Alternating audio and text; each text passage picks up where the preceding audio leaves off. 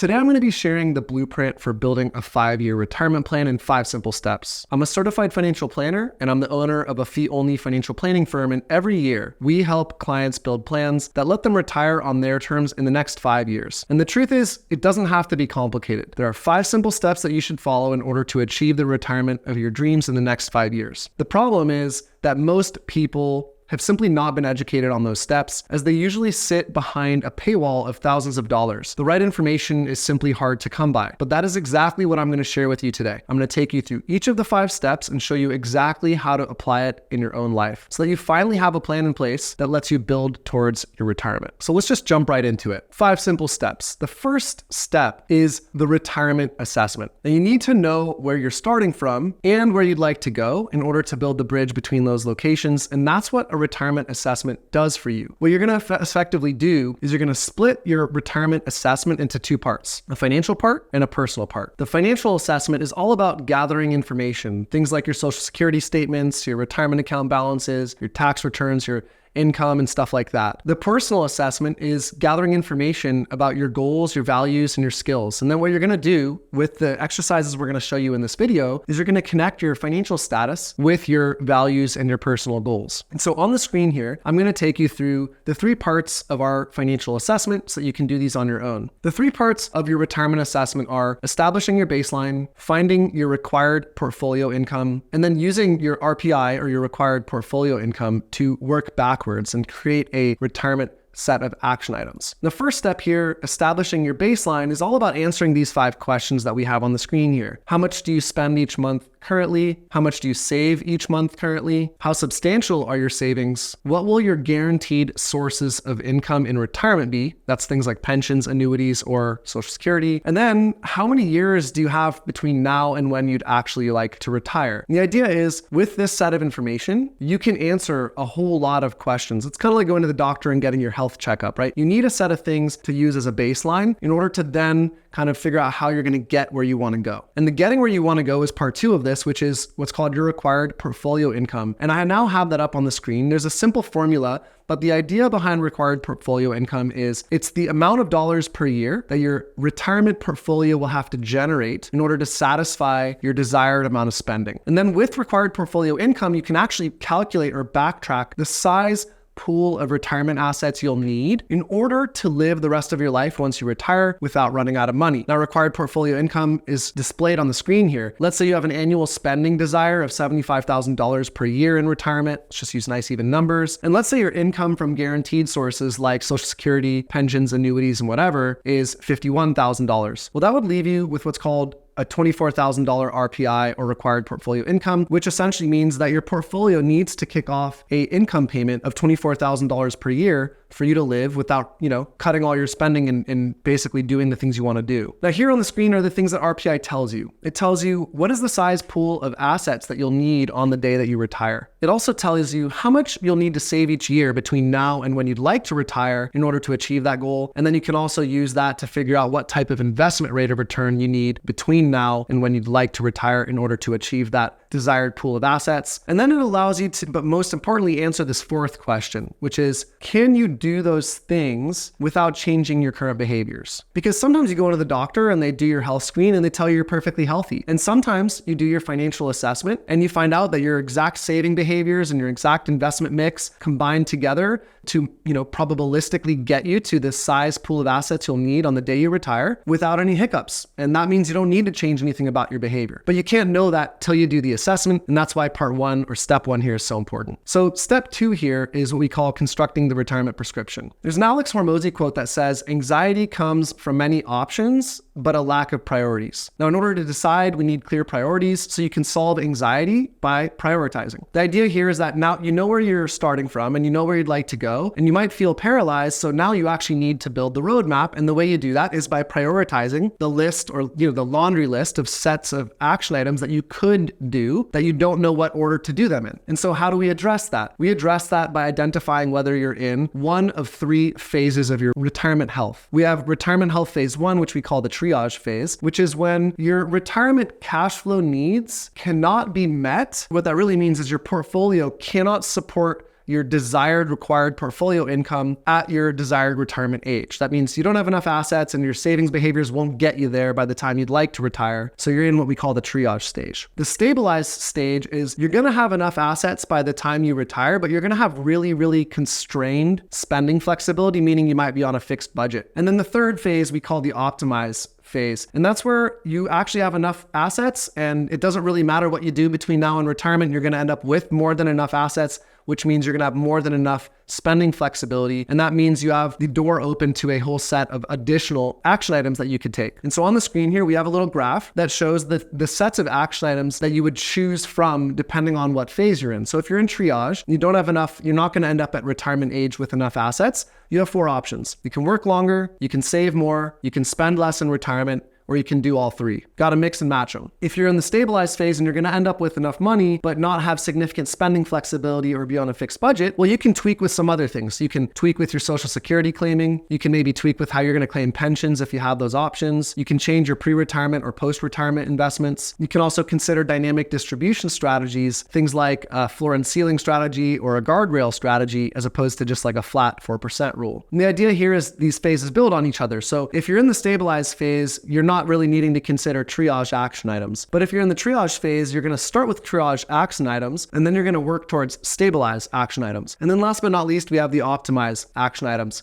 And we call these like the luxury retirement planning actions. They're kind of like the good to haves. These are things like Roth conversions, charitable giving, or family gifting, because you have so much excess spendable money that you can do things that are kind of like luxury planning items. A couple tips here when you're constructing your prescription, you should be doing this with the assistance of a financial planning tool, because what you'll want to do is you'll want to test each action item that you're looking at in the financial planning tool one at a time to see how material the impact is of that one change. That allows you to, when we get to the later steps in this video, figure out how to prioritize what to address first, what's going to get you the biggest bang for your buck. A second piece of parting wisdom about step 2 here is that the best plan is one that you can execute. It doesn't matter what your financial planning tool says, it matters how well you execute, which leads us to step number 3 here, which is taking action. Taking action is how you go from a 60 Monte Carlos probability to a 90 Monte Carlo probability, or from having $3,000 per month in retirement spending to $5,000 or $7,000 per month in retirement spending. All the knowledge in the retirement planning universe is worthless if you don't execute. And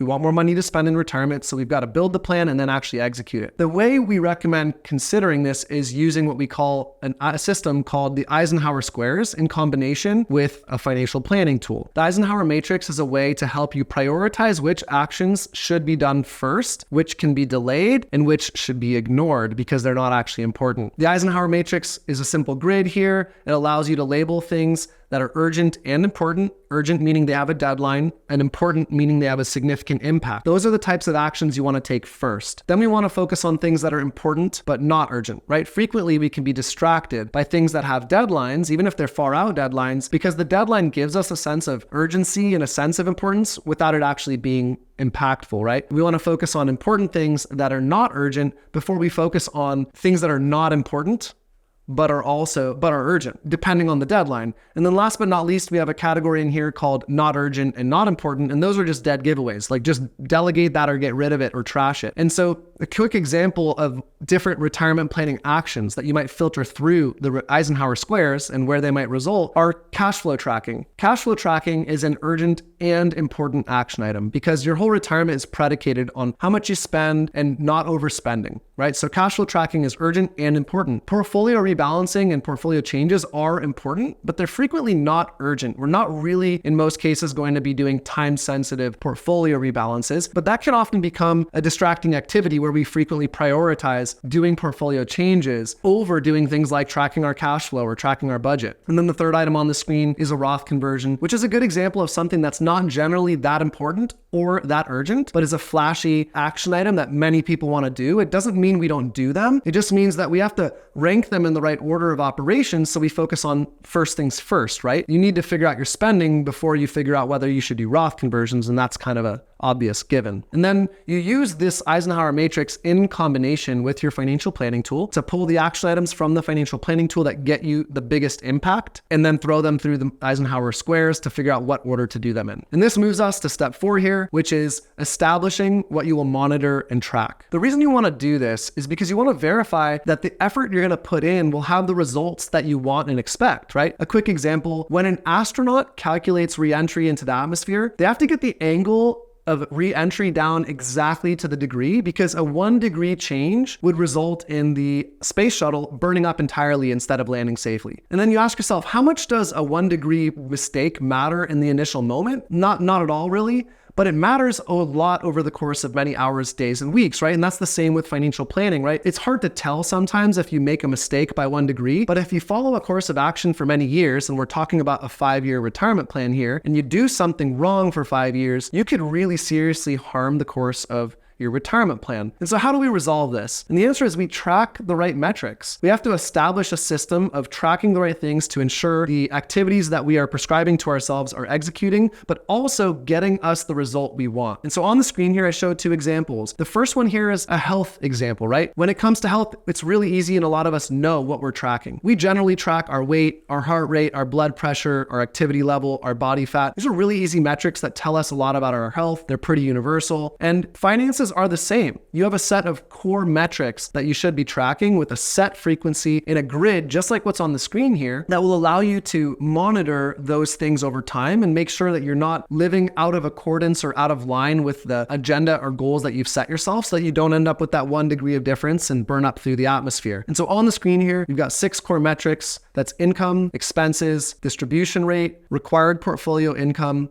required rate of return, and portfolio value. You want to establish a baseline, which is put your expectation. So you want to put in your retirement income, your retirement expenses, your expected distribution rate, what the required portfolio income is here at the point at which you're making these estimates. Then you want to have a frequency that you're going to track them. So each of these items here you can see on the screen has a different frequency. Then you want to set yourself a target or a goal, and then you want to see how you're going to live up to that target and fill in a spreadsheet like this with the set frequency, and then monitor how closely you're living in accordance with this system over time. Now this leads to point number 5, or step number 5, which is once you have the right things to track, now you have to have a system to manage the whole thing long term, right? Because this is a 5-year retirement plan. And while that's not that long in the scheme of things, it is a long time to have to manage a set of behaviors. Like, an easy example of why this is so important is everyone knows that person who loses weight once a year only to gain it back over the remainder of the year, and they're on a diet every year because they lose the weight and then gain it back. Well, you want your results to stick and require less and less effort over time. And the best way to do that is to have a system where you manage this long term, so you're not yo-yoing like that person who's on a kind of chronic diet. The way you do that is you revisit and refresh your plan with a regular set frequency. And so on the screen here, we have a system for that, but just to leave you with a little quick anecdote, proper expectations lead to lower anxiety levels and better decision making. And so the more frequently you visit and refresh your plan, the lower your levels of anxiety will be, the less likely you'll make impulsive decisions, the better your decisions will be overall long-term, especially when you combine revisiting the plan with a system like what's on the screen here, which gives you a set of contingency plans so that you can adjust your retirement plan with foresight, right? So if you have this set of metrics that you're tracking that we look at here on the screen, like income, expenses, RPI, distribution rates, portfolio value, among other things. And then you also have a specific established or agreed upon frequency with which you change them, because you don't want to impulsively overreact. Like your income's not going to be level every month. And so 1 month it might be lower, 1 month it might be higher. It would be impulsive and wrong to make a change to your lifestyle right away. But if you watch a quarter or 2 quarters go by and things aren't looking like they should be, well, now it's time to make a change. The item you put in that last box here where it says adjustment type would give you the kind of contingency plan. What do you change if things aren't going to plan, right? Building a grid like this, and this is something you could adjust on your own and put your own metrics in here, but we have found this core set of metrics to be reliable, effective, relatable, and useful. And having contingency plans can help you sleep really well at night, because you won't have a huge disruption to your life if you monitor something, find out it's not going according to plan, and then need to change it, right? Because you'll already know what the change you'll need to make is, you'll have modeled it, you'll have thought about it, and it's sitting here in your long-term management kind of spreadsheet. So that's it. That's how you build a 5-year retirement plan in 5 simple steps: a retirement assessment, constructing a retirement prescription, taking action, establishing what you'll monitor and track, and having a system to manage the thing long term. Hey, once again, I'm Eric Amzalag, the founder of Peak Financial Planning. If you'd like to learn more about how we help our clients navigate the retirement risk zone, please visit our website at www.thepeakfp.com.